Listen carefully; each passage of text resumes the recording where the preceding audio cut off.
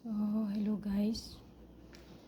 So, nung isang araw, pagalitan ako ng amo ko dahil kinuha ko yung mga hanger sa cabinet niya. Kasi nakita ko namang extra. Yung cabinet niya is... So, ayan guys. Ayan.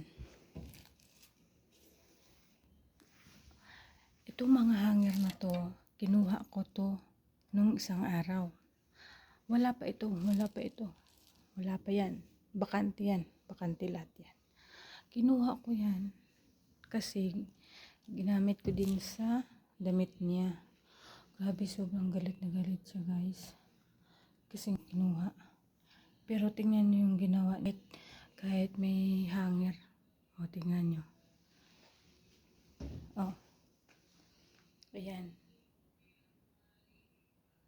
Tingnan nyo kung anong ginawa niya. Nilagay niya lang dyan. O. Kahit na meron ng hanger. Diba? So, ganyan. Pag mumura, sisigawan ka. Pero yung gawa nila, hindi nila masumbat sa sarili.